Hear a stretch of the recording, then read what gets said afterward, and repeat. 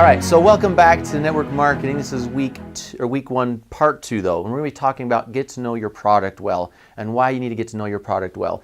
And we kind of touched on this a little bit in part 1 and stuff, but most people are taught to contact those, contact your hot market, your warm list immediately. Once you sign up, contact it. Why? Because I'm excited. You're excited about a new product. You're excited about the results you got. And why you're excited, we want you to contact the people that trust you, your warm market, right? Family, friends, neighbors. And you want to share that excitement with them. Now, is there something wrong with that? No. Nothing wrong with that, right? You're excited, okay? But do the people that trust you, do they want your excitement or your knowledge and your competence and your confidence? Right? It's good to be excited, but how long is your excitement going to last about the product, though? Is it going to die off in the first no? Oh, crap. People aren't as excited about this as I thought. And unfortunately, that happens, right? The first no, your excitement goes, and you're like, oh, this is going to be harder than I thought. It's called network marketing for a reason, right? You have to work at it. If every business, shut down at the first no, we would have no businesses, right? Because not everything's for everybody, right? How many different type of cars are there? And then colors of those cars, right? Some people like the ultimate driving machine, and some people like something that'll get you from point A to point B, and it just depends on where at in between there you want to fall. But your family and friends, they deserve more than just excitement. They need your confidence and your competence in the product. And that's why I say slow down. Learn the product first before you talk to your friends and family about it. And I know this contradicts everything you're taught in network marketing, but this is going to benefit you in the long run because you're not going to go burn all the bridges right up front with your warm market. Because typically what happens with people is you're excited, you go talk to your family and friends, okay? They say no, and now who do you talk to? You're cold calling now. Who likes to cold call? It's every salesman's favorite job, right? Can I have a cold calling job? No, right? No one wants to do that, but that's what you're left with. So by the time you figure out the product, you're comfortable talking about the product, you feel competent and confident in the product, you've already talked to everyone that trusts you. Oops, right? That's a little bit backwards, okay? So even though I'm telling you to do the opposite of what most network marketing companies tell you to do, try it and see, okay? And see if this works out better. So most likely a lot of that trust, the reason those people, your family and friends trust you, not because they're blood, right? Or because they've known you for a long time. They trust you because of your competence and confidence, that you've earned that over time, okay? And so they deserve that. They deserve you to come in knowing what you're talking about, understanding what you're talking about, not what someone else is talking about. When I was in college, I took a marriage class as part of my undergraduate degree, and the professor in there, he always says, save your best chicken for your spouse. What does that mean, save your best chicken for your spouse? Oftentimes we give our best chicken to work, friends, family, and our spouse gets leftover chicken. Leftover Trevor, right? And we don't want to give our spouse leftover Trevor. We want to give spouse, my wife, my best Trevor. And then everyone else gets leftover Trevor, okay? Your friends deserve the best you, the best version of the product, and you introducing the product to them, not something left over, not something that's kind of, or well, maybe should have, or could have, or well, watch this video, it'll explain it, I don't know, okay? They deserve you at your best, because they've put up with you the longest. You've earned their trust, so you want to maintain that, okay? Because remember, trust sells. And no matter what you're selling, trust sells. But don't abuse that trust with your friends and family. Okay? Practice on strangers. When you're putting together your 30-second elevator pitch, don't go practice on your family and friends first. Go practice on a stranger that you'll never see again. If you can sell to a total stranger that you never see again, you know your family and friends are going to sign up. Okay? Because you just sold to a total stranger. They don't trust you. They don't know you. But work on that. Don't push the product and business to people that trust you before you can really explain it, because it really burns bridges. And that's what network marketers, sometimes they burn a lot of bridges, and then it gives it a bad name and for everyone else behind them. And you're going to deal with people who's been burned in network marketing before. And so recognize that. And be okay with no, too. No kills the motivation. What should no teach you? Wrong person, wrong time, right? It's not saying no to you. It's saying no to the product and the time. It's not saying no to you, so don't take it personal. What's wrong with asking for a referral at that point? If they say no and you ask for a referral Yeah, from them, do you know anybody that would be interested? Exactly. So most people just quit. But Okay, never mind. Right, back off. So if it was, so what does it communicate if you ask for a referral? Then what are you communicating to them? that you're a businessman You're running a business, and you're going to make it happen. So and you're serious, yeah. right? And that you didn't take offense when they said no. Right. Okay. So I would have read that as you don't have any people and you're just trying to figure out what else Well, to do. if you've been in sales at all, Somehow, yeah. if you've been in sales at all, you know that the best way to get more customers is to get referrals.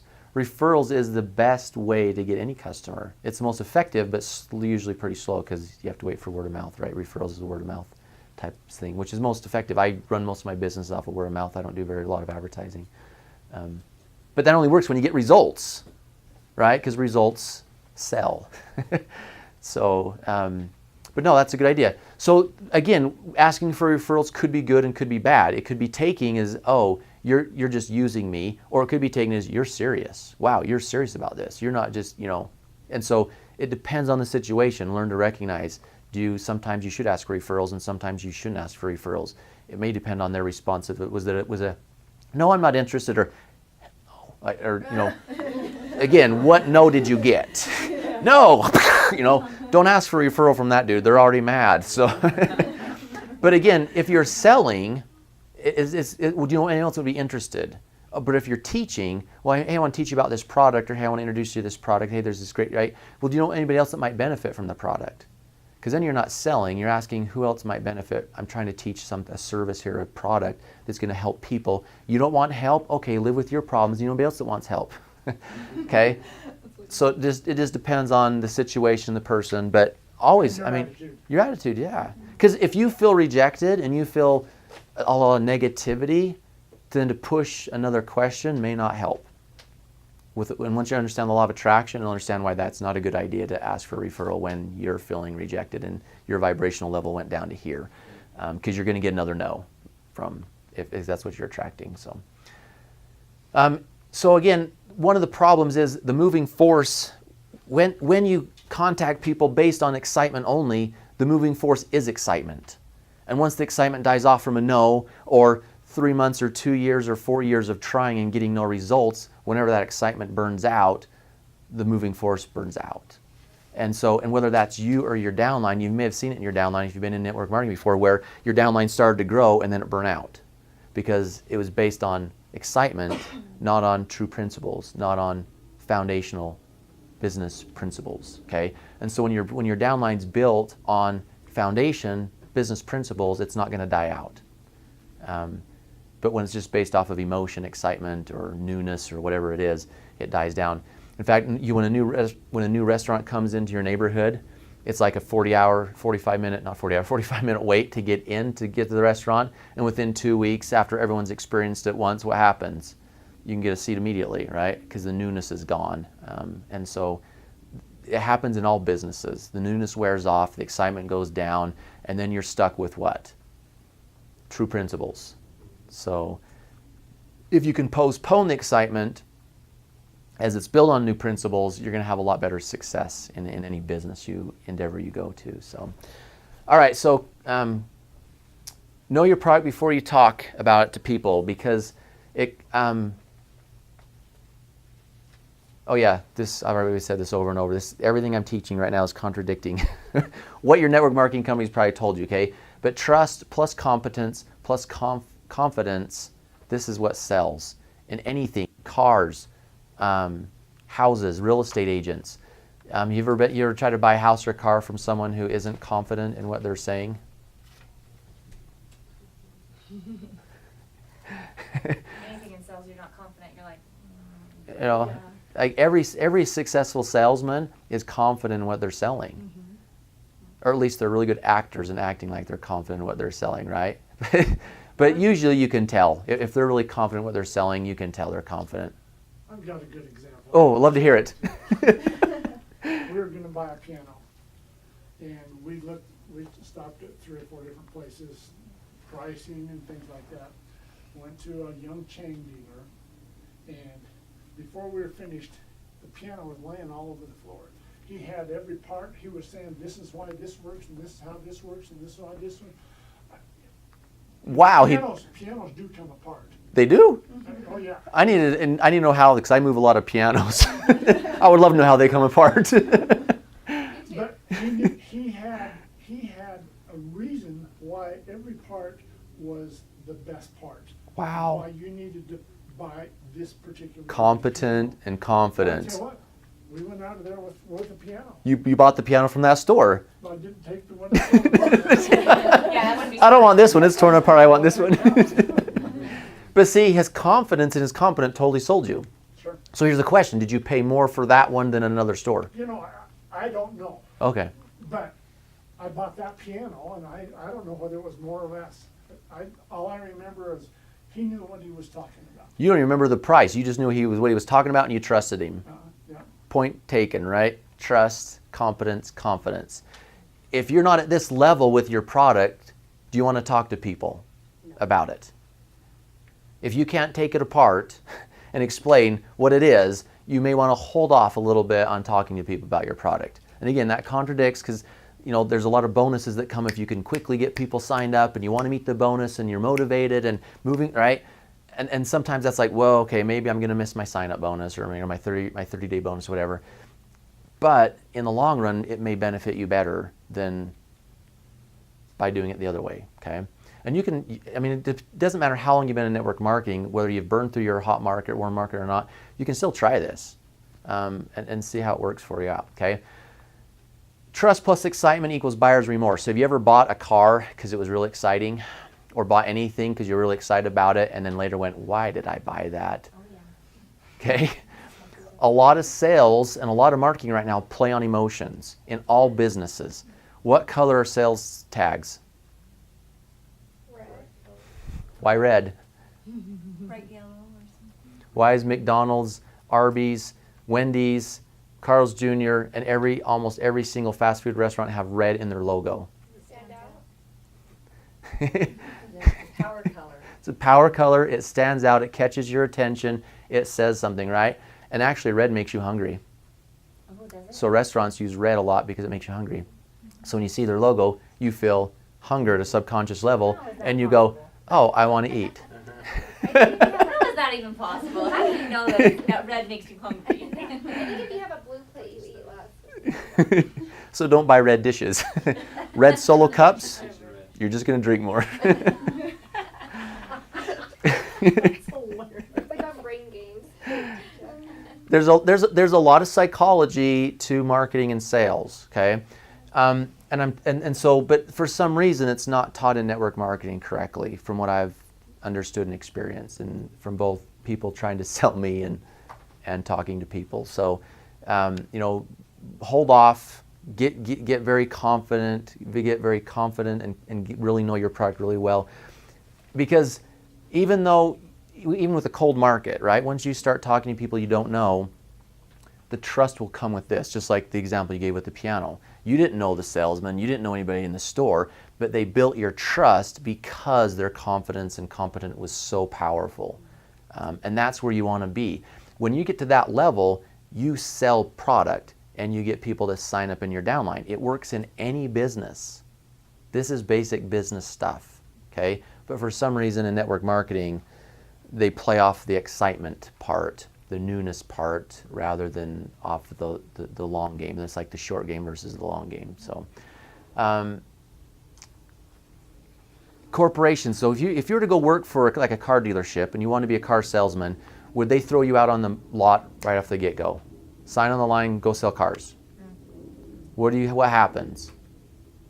You get trained. You go through a sales training process unless you've got experience, and they may throw you right on the floor, right? If you go to any business, any corporation as a salesman, you're going to go through some type of a sales training program to either get to know the product or how to sell the product, or both.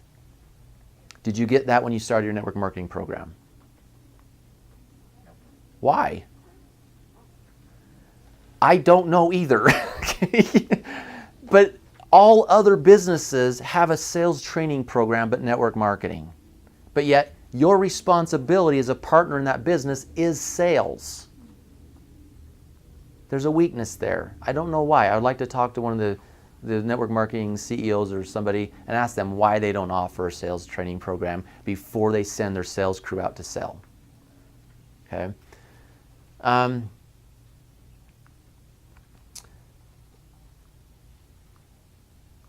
Oh, yeah. And so what happens is, because you don't get this sales training program, you really end up learning how to sell on your warm market. And you learn what not to do on your warm market. And you learn what doesn't work on your warm market. And then that's where you burn your trusts with them sometimes, or you burn bridges, and people have this horrible negative mindset towards network marketing because it wasn't done correctly. So where's a good sales training for us to find, or is this going to encompass this? This is going to encompass this. That's what I wanted to You're going to learn the product. You get to go find the videos about your business and your product and learn that. That's the first step, learn the product. Second step is learn how to talk to people about the product. That includes your elevator pitch. That includes learning personality types, communication styles, and even that stuff. I had a salesman come in. He was becoming a salesman for a solar panel company, and he had just been going through all the training, and he started one of my other programs.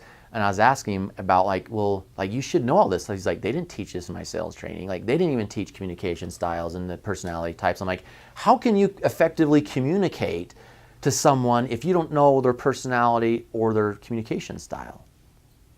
And he's like, I don't know. I'm like, well, if you learn this, you're going to be a lot more effective salesman, because you'll know how to identify and recognize different personality types and learn their communication styles and how to better talk to them. And you can determine really quickly whether an introvert or extrovert. You can determine really quickly whether they're a thinker or a feeler. Listen to them talk. So you ask them a question. Ask them a question like, so what do you think about the weather?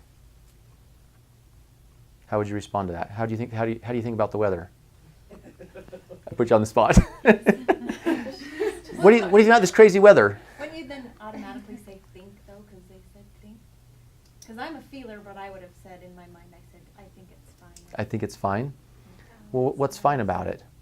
See, and then, well, I like how it feels so warm. Feeler.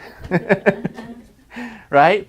Or what do you think about whatever? You just ask them a question. What do you feel about this? What do you think about this?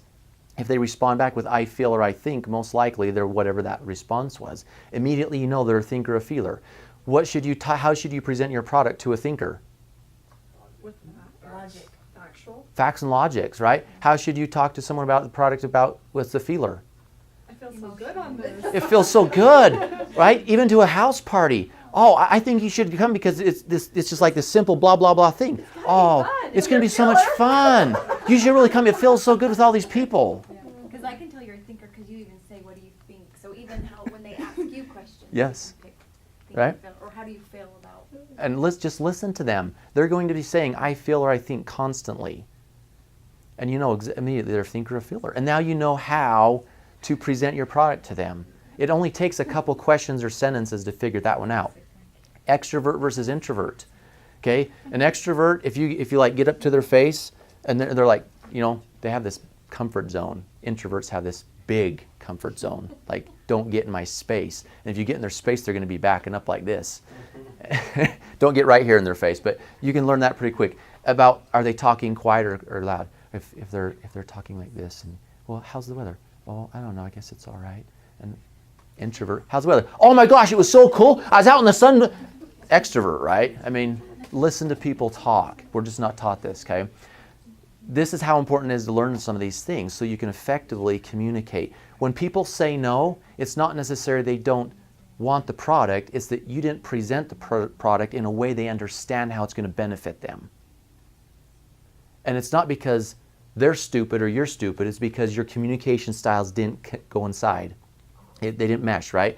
And so we, in general, are lazy communicators. We spew words out of our mouth and expect everyone else out there to figure out what we just said.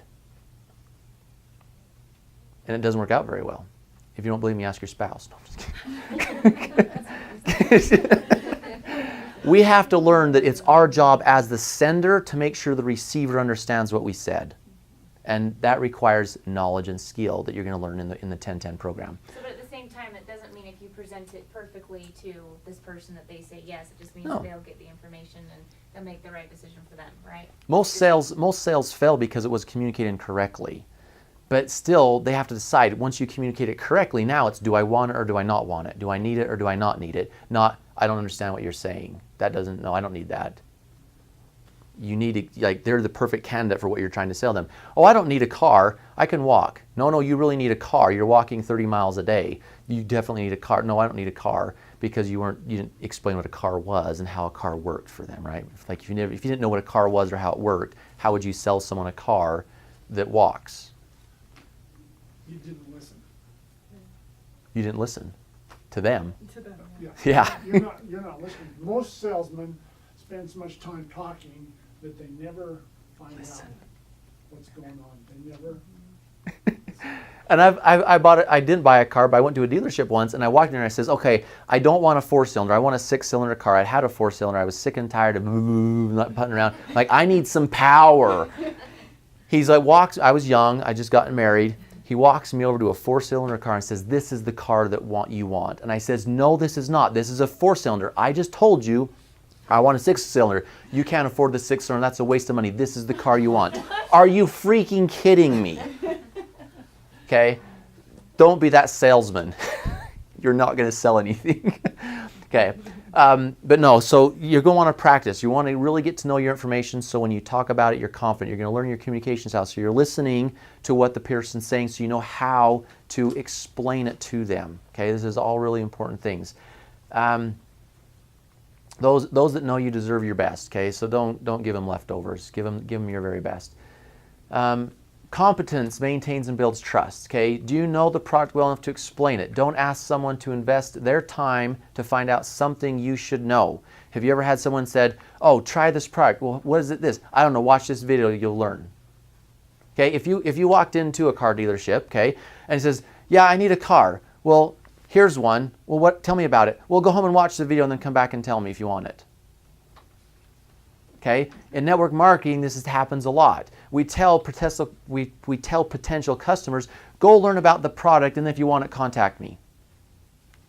Whose job is it to inform them about the product? It's your job. But if you don't know it, you can't tell them about it. But don't ask them to do your job. By saying, oh, go watch this video, go do this, try this, you're asking them to do your job. Okay? That never works with sales. It's too hard to explain, but if you watch this video, it makes sense. Oh, it's too hard to explain, but if you come to my party, it'll make sense. I'm not sure, but if you call this number, you can find out. I can't tell you how many times I've gotten that response from a network marketer when I ask them questions. So you're just telling them to do work.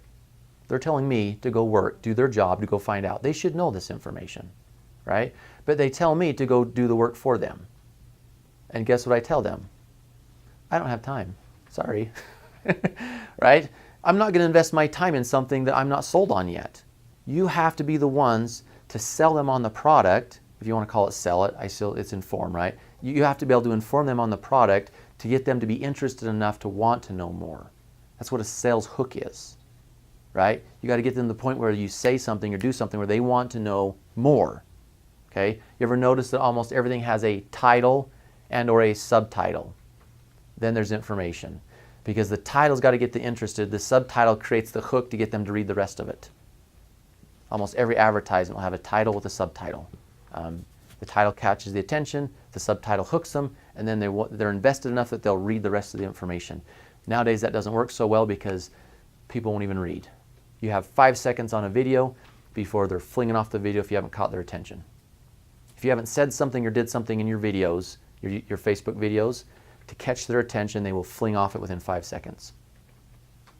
sad the world's got to the point where they won't read and they won't watch a video for more than 5 seconds without them being way intrigued and like, oh, this is really important, right? As far as just the side effect, we have so much information, we don't have time to read and look into something if it doesn't catch our attention and deem it something important. So, how does your product affect the people you want to invite? Where my wife has some health conditions, we get invited a lot. One of our questions is, well, how does it affect kidneys? How does it affect this? Well, I don't know. Call a number. What? You're selling a health product that you don't understand how it affects an organ. Okay? Do you need to be a doctor? And no, but like, what should you say instead of call this number and tell me? I'll get back to you when I find out. I'll make a phone call and I'll let you know. Now you're doing your job, not asking them to do your job. Okay? I learned something one way or another. A lot of times, a lot of these network marketing companies have health products, right? It's something you put on your skin or something you put down your mouth, right? If you're selling a health product, you have to be aware of how it's going to affect people's health, okay? Have some basic knowledge or a resource that you can go to find out. Don't invite someone with a health problem to your party that's selling a health product and not know what's going to happen to that person. If you know they have a health problem, do the research before you invite them to the party, so when they come to the party and they ask the question, you can say, no problem, this is what's going to happen, blah, blah, blah. No, you can't, know your stuff. It's called a competent sales informer, teacher, whatever you want to call it, okay? But recognize some of that. Medications, you don't have to know how it's going to affect every medication. But if you know someone is on a medication, and you know what medication they're on because they're family and friends, figure it out before you invite them to learn about the product. So they're not wondering, well, what is it going to do this? What is it going to do this? If they show up and you go, I don't know, what happened to your competence level? Right? But if you say, oh yeah, I looked into that already, and you're fine with your medication because of this, this, and this. Now you're competent again. And they're going, wow. Okay? No one wants to be a part of an incompetent business. So don't make your business look incompetent by being incompetent yourself. Know the information. But even though when you do the research with the medication, is it still better to just tell them to talk with their doctor? Yes. Always advise, this is what I know, but legally you need to talk to your doctor about it, right? Because legally you can't advise on meds because you're not a doctor.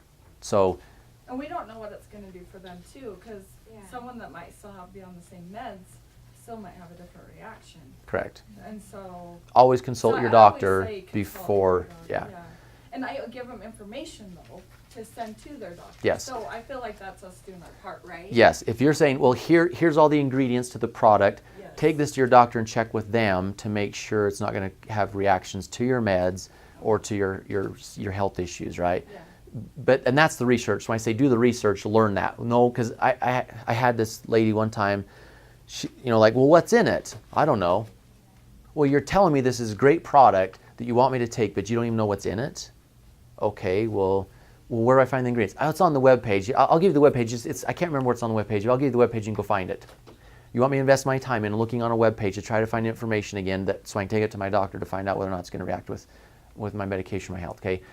The point is, don't tell your customers do your job. Do your research, do your job.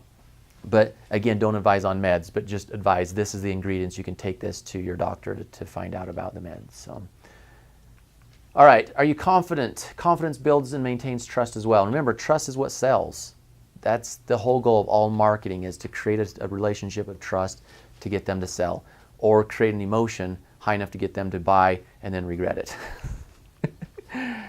So, do you know your product and your business well enough to sound confident? This can include words, redox signaling molecules. Can you pronounce all the words that's in the ingredients? Can you pronounce all of the ingredients? Can you pronounce the words Zervita, Zervita, Zervifa? You just said a word. Right? Can you pronounce all the words as you're talking about? Can you pronounce all the words that's your business deals with, and can you sound confident in it? My point exactly, I just proved, right? But be confident, sound confident in there. But you can't if you're not sure how to say the word, if you're not sure, because there's a lot of weird ingredients and words in there, right? In a lot of the stuff you're selling and the products that are involved, and get really familiar with those words. Listen to the videos of how to say the words so you're saying it correctly and not mispronouncing it. mispronunciating it. We got you on a roll. I think my mouth is getting tired. All right, but just be confident. Oh yeah, the words. See, I'm also not doing well with this today. The word, right? Don't use filler words like. Like there's this really great product that's like this. It's like this thing that's like oh, it's so it's amazing. What? I've heard people say that, and I sometimes struggle with and likes too. But recognize it's okay to have a few filler words in there, but control it. If you don't know what you're saying, you're more likely to use filler words like and likes, and that shows incompetence and lack of confidence. Incompetence and lack of confidence. Yes, my mouth is really tired. Okay. All right. Learn as much as you can about the product. Watch videos. Ask your upline about the product, about the compensation plan. Again, if you want to sell the product, focus on learning about the product. If you want to sell the compensation plan, focus on the compensation plan first. But decide in those 30 days, if you want to do this in 30 days, okay, how long is it going to take you to understand the products? How long is it going to take you to understand the compensation plan? How long is it going to take you to be able to talk about those with confidence and competence? Use your upline as well. Ask them for clarification. That's what their upline's there for. They're not just signing, well, hopefully they're not just signing people up. Hopefully they're there to help mentor and manage you and help you repeat the system again. If they're in Transcend, they better be there to help you. If they're in Transcend and they're not helping you, let me know, because they're going to get an earful.